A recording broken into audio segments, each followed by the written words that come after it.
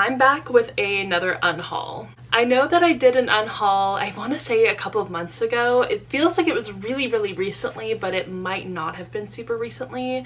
Time at the moment is just an anomaly to me. But with this unhaul, I kind of wanted to make a lot of room, especially with the way that I have recently redone my bookshelves. I will link down below the video of me reorganizing my bookshelves. Basically, I separated them between the books that I have already read and the books that I need to read. Ever since doing that, it's kind of like messed with the amount of space I have on my bookshelves.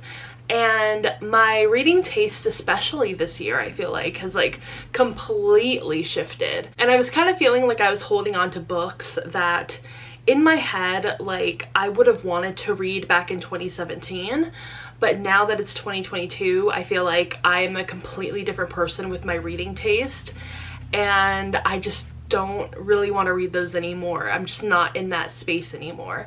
So I decided, let's do an unhaul. I think I have about 11 books in this stack right here, which is a little bit more than I've done before, but I don't really count this as like a huge unhaul. This one is just pretty casual. It's really not that big of a deal. I just definitely need to get rid of these books, and then some of these are actually ones that I have read and didn't end up liking, and that's kind of like, I guess, I don't know if you would call that a benefit, but it's one of the results of like me trying to read more of the books that I actually own instead of the books that I get from my library. I'm realizing that some of the books that I have I don't really like all that much. So yeah, we're gonna get through this entire stack. I don't want to, you know, intro this video for too long.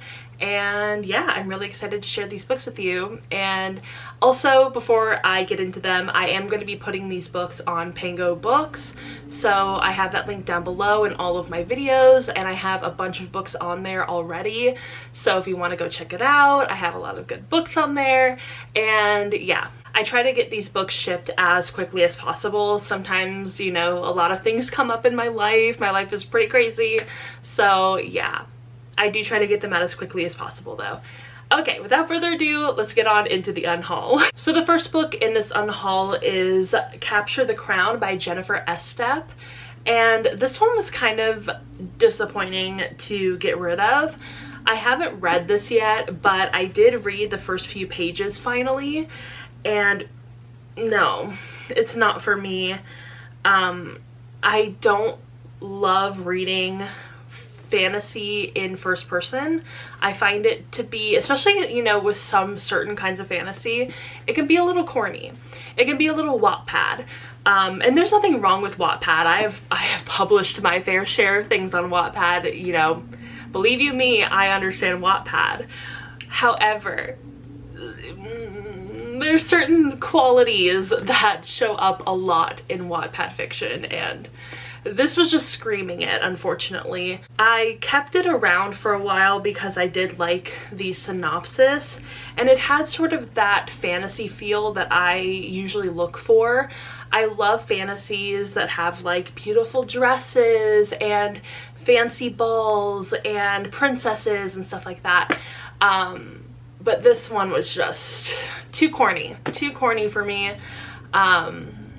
And not in a very good way. Like, I can deal with some like corniness. Like, I personally love The Selection by Kiera Cass, and if that's not corny, I don't know what is. So like, I am not a stranger to that kind of fantasy novel, or like whatever you want to call it. I just don't feel like, you know, without the nostalgia, it's nothing. It doesn't matter to me. I really probably shouldn't say that all of these books are like a bummer to me, but this one specifically, huge bummer. And this is Tell Me How You Really Feel by Amina May Safi. I went into this during Pride Month and I was like, I'm gonna love this book. I'm gonna love it. You know, I love a good sapphic book, especially one where the two main characters are kind of like rivals. Love it. I eat it up. But with this book, these characters, even within the first like 10% of the book, 10-15%, they were so grating, insufferable. I could not get through this book. I couldn't. I got through the first few chapters in the audiobook and it just was not working for me. I don't know what it was, if it was the writing, if it was an audiobook narrator. I think it was just like all of these things put together. It just did not work for me, and I'm so bummed because like look at this cover. It's flippin' gorgeous. Like it is absolutely stunning. And I remember when I first saw this cover, I was like, I want this framed. It is beautiful. Unfortunately, I just did not like this book. It didn't mesh well with me. Another one that just didn't do it for me, and that is The Last True Poets of the Sea by Julia Drake. This one I fully blame on myself. I went into this book with false pretenses, with, you know, the completely wrong expectations, and you know, I put that on myself. I am not going to put that on this book. It's not the book's fault. I feel like maybe if I had gone into it with the correct expectations, maybe I would like it. Maybe it'd be a 3 or 4 star read. I definitely know it wouldn't be a 5-star read. It just was not for me. But, you know, maybe I would have liked it a little bit more. But I kind of went into this thinking it was going to be more lyrical, more beautiful, more like lush writing. I thought it was going to be more like Folklore by Taylor Swift, but it just wasn't. It just wasn't, and it did not work for me in that way. It felt like this book was trying to be a bit more comedic, like maybe it was supposed to have like this kind of wry sense of humor, but it didn't work for me. I didn't find it funny. I didn't find it really intriguing, or, you know, it didn't really grab me and grab my attention at all. I felt really bored by it. I think I got like 60% of the way through this book, and just not a lot happened. It was kind of boring. The characters were really flat. The main character felt like she had no agency. It just kind of felt like the plot of the story was happening not even like to her, but just like around her, kind of like off to the side, and she wasn't really an active participant in this plot. So I'm like, why are we even following her? But I think there was like, you know, efforts made to make her interesting, but it just didn't work for me, unfortunately. I do know that a lot of people love this book. It has some really high ratings on Goodreads, so I don't want to like completely bash it, but it just didn't work for me, unfortunately. You know, we are not compatible. This next one is a book that I haven't read yet, but I did read the first few pages of, and absolutely not. This is Spin Me Right Round by David Valdez, and no. Okay, so now after rereading the first few pages, I remember exactly why I shut the book and said no. There is a sentence said by the main character's boyfriend within the first 2 pages. And it's, "Bae, I cannot be seen with you in that." It's the use of the word bae. Absolutely not. Absolutely not. That is, sorry, oh my god, that was so loud. That just, no. I mean, this book came out really recently, like super recently. This was sent to me by the publisher unsolicited. So let me see, yeah, 2021. So this came out last year, and this is a YA book targeted to teenagers, so like 14 to 18, 13 to 18, whatever. I don't think teenagers nowadays are using the term bae all that often, at least not in the way that like my generation was using bae back in the day. I'm pretty sure, was that a word that was popular when I was in high school? It might have been. And I was in high school 10 years ago. 9 to 10 years ago. Why are we using this word? This is not a word that like the teens nowadays are like throwing around all the time. It just felt like really out of place. It felt very much like that meme of like, "Hi fellow whatever." I don't remember how the meme goes, but you know what it is. I will put it up here. It felt very much like that, so I was like, no. Also, I do know that the word bae is AAVE, and this author isn't black, so it wasn't like that was like the reason why the word was in this book. It was literally used to like try to connect to the teen audience, and I'm like, that is not a word that teens are using at the moment. So all around, just didn't work for me. This book kind of had a similar issue, and that is the inevitable collision of Birdie and Bash. This one I picked up from the Dollar Tree, I think probably a few years ago, so it was $1, not that big of a deal, but it's just another one where I felt like this doesn't sound like teenagers, but I do think this is a bit of an older book. Let me see when it was published. So this one is from 2017, so I mean I can give it a bit more grace. In 2017 I was 22, so you know, a little bit closer to being a teenager, not like nearly that close, but still. I didn't love the way that this was written. I feel like now as a 27-year-old, when I'm reading YA contemporary, I'm very, very picky with what I'm looking for. I really don't love when I pick up a YA contemporary book and they're trying way too hard to connect with the teens, to like try to use some of this like outdated teen lingo in their books, especially when it's AAVE and like the author isn't black. It doesn't work for me. They never use it correctly. It just sounds weird. This one I don't remember if there was like any like specific lingo that turned me off, but just the way it was written, just I could not get into it. And also I'm still not a big fan of like male main characters, especially teenage male main characters. No, I wasn't into it as a teenager. I'm still not into it as a 27-year-old. The next one is just kind of one that I ended up reading a few pages of this, flipping through it and skimming through it, and I realized I was definitely just not gonna like this book, and that is You'll Miss Me When I'm Gone by Rachel Lynn Solomon. And another reason why I decided to get rid of this book is mainly because I didn't really love the adult romance that I read from her. It didn't work for me, and I can't remember what it's called. It's the one about the podcast. That one didn't work for me, unfortunately. So I had a feeling that this one wouldn't work for me either, so I just kind of skimmed through it. I read a few pages all throughout the book, and I'm like, yeah, this is not gonna work for me. So unfortunately, gonna get rid of this one as well. So we will be saying goodbye to this book. This one I'm getting rid of, which is I'll Give You the Sun by Jandy Nilsson. This is the one that I'm gonna get rid of because within the first page of this book, we already have uses of the words sociopath and pussy. And no thanks. This one seems more directed at like the younger teenagers. I'm a little too old for this book, so unfortunately we're gonna get rid of this one. I know that a lot of people love this book. I know this, you know, it has awards on awards on awards, but no, I don't really want to read a teen book with, you know, immediately the words sociopath and pussy are used.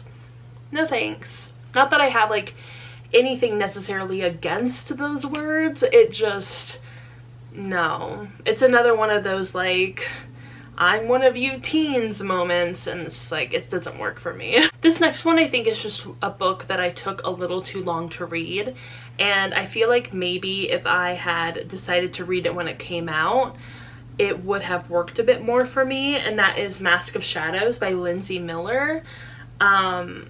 I don't think I'm gonna like this book. It just doesn't seem like the type of fantasy that I am really into. It definitely feels like it has a lot of those dystopian influences in this book, and for me personally, at the moment in my life, I'm not really into dystopian inspired fantasy books.